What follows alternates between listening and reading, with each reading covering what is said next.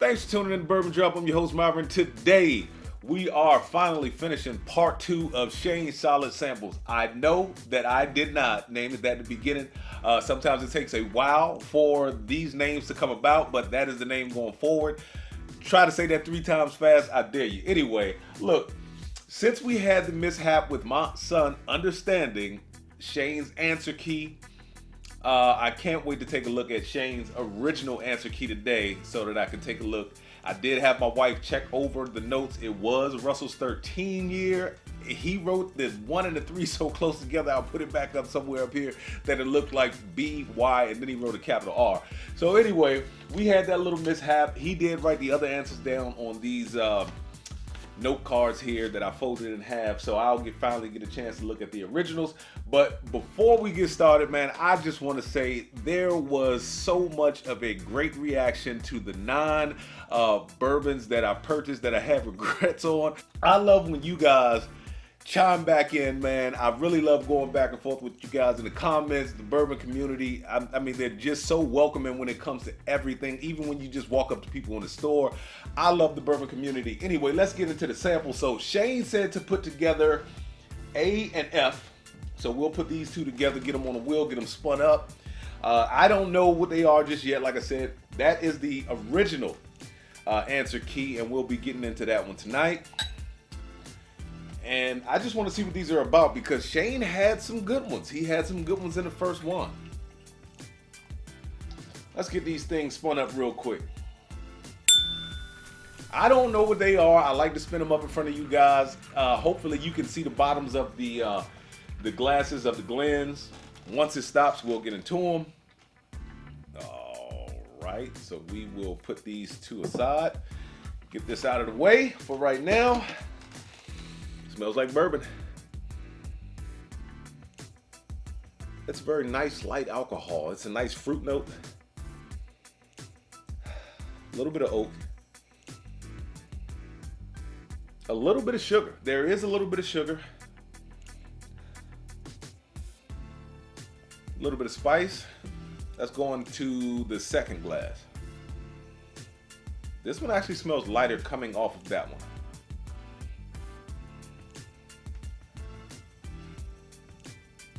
A little bit of that ethanol alcohol note, but I'm not pulling out anything. Let's go into the palate, see if I can pull out anything different.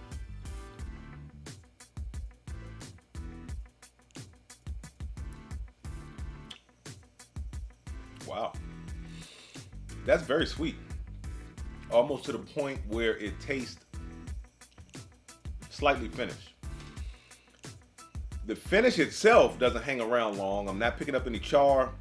It's just very sweet.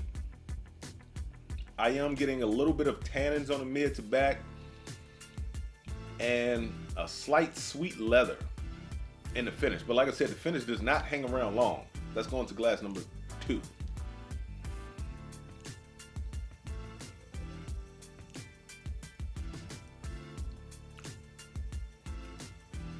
Wow. That's really good. That's got a really nice berry sweetness to it as well.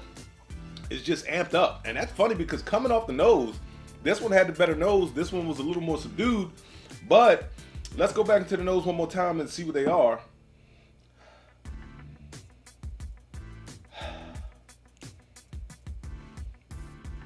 We still got a fruit. Something sort of like a citrus / grapefruit.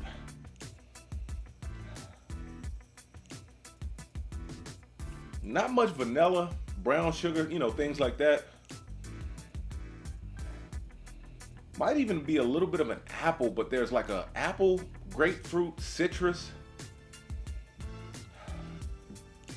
Go back into the nose of glass 2. Man, the ethanol stings me in the nose. I'm not picking up a ton of proof, but the ethanol stings me in the nose on this one right here.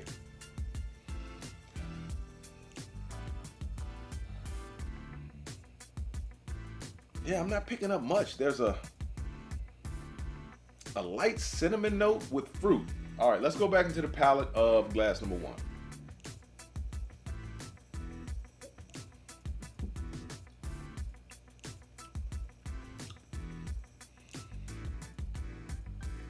Nice sweet berry note. It's actually gotten lighter. Like I said, the finish is pretty much gone. Now I'm picking up almost like a white table sugar, but there's something on the mid to the back, and then finishing with that leather. There's like, I don't want to call it sharp. That's why I said tannins at first.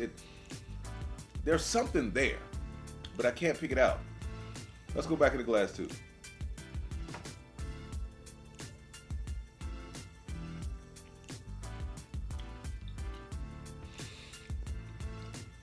That one is not coming off to me as being finished as much anymore.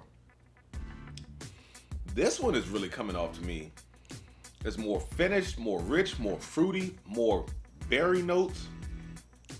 Where I was picking up the grapefruit and citrus notes more so in this one, I'm picking up more of a richness, more of just this fruity, almost like a port or a sherry influence. But I'm gonna have to give the palate to glass 2. I'll give the nose to glass 1. So we're gonna find out what these are. Glass 1 is F. So that means that glass 2 is A. I guess I still do have to look at the little cards. Oh, that's the old one. B, C, yeah. All right, so bear with me. So A was the winner. If you can see that, turn that upside down. The Prideful Goat. Wow. The Prideful Goat. I've never had the Prideful Goat, and I've always wondered what it tastes like. Based on this glass, I would actually buy that. I would buy that. And this is F, so you can see that. F is Bardstown Origin Series Rye. You know what? I started to say a grassy note, but I was like, maybe it's just high rye. So Bardstown Origin Series Rye, you can see that, and the Prideful Goat. It doesn't say what Prideful Goat it is. I know they have like 15 years, something like that, so I'm not sure. But wow, okay. Maybe that was what I was picking up on that mid to rear of the palate. But wow. So I do not have a bottle of the Bardstown Green Label Rye yet. And the Prideful Goat, I am happy to finally be able to, let me put them where they're supposed to be.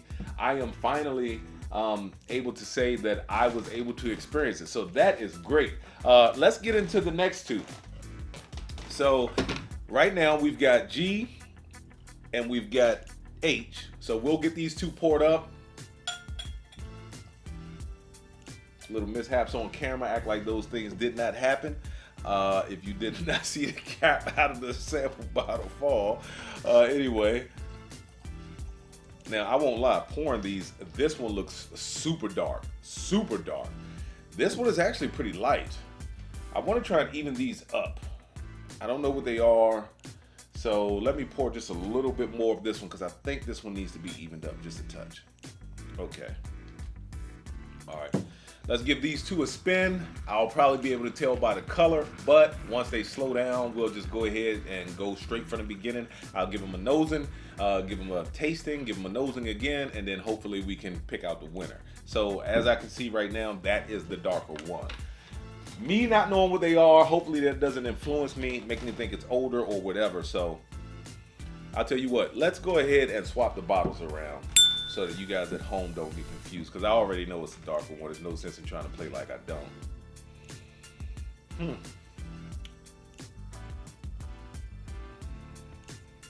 That one smells real oaky. There's a light cream, like a vanilla cream. That's stinging my nose too. From the nose, it may have a little bit of proof on it. I am enjoying that nose. Some ethanol does come out of that nose, but I am enjoying that nose. It's like a creaminess, but there's some of that ethanol kind of stings. A little bit of a sharp apple. Maybe a red apple. And a little bit of a berry note. Let's go into glass 2. That smells way lighter. That doesn't like kick me in the nose with ethanol at all. Cinnamon. All right, I got to touch of that alcohol on the second sniff. Third sniff, I know it's weird to say, but kind of a Sharpie / ammonia note. So I don't know. That's kind of freaking me out. So I don't know. Let's go into this one.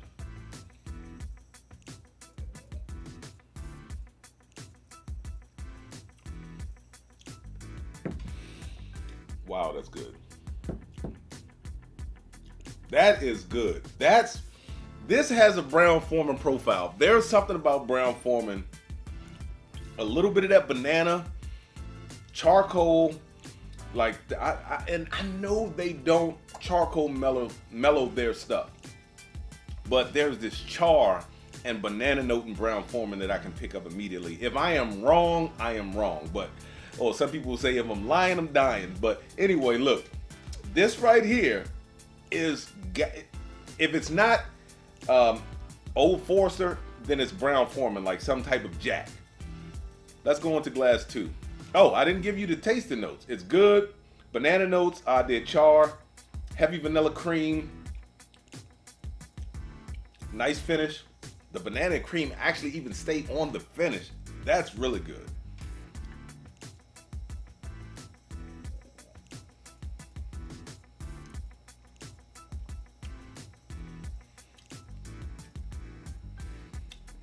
I don't know if it's just because I'm coming off of that one. That one's actually really sweet. This is actually really sweet, but it reminds me almost of either Buffalo Trace, or it's got this really sweet grapey cherry berry note, or it's port finish, like the John J. Bourbon port finish. It's got a really good sweet note in it, man. I don't think it's high proof because it does not hit me at all like high proof. Let's go back into the nose one more time. Yeah, now the ethanol stings a little bit, but it still has a nice cinnamon and some like a berry. The berries come out more on the palate. There's more of this cherry berry grapiness that comes out on the palate. This has to be some type of Brown-Forman product. Let's go back in.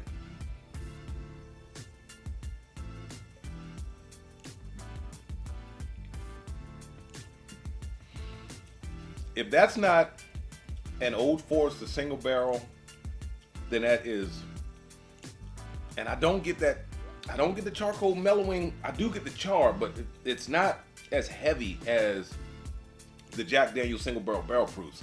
So I'm thinking that is an Old Forester single barrel. If not, maybe 1920. I don't know.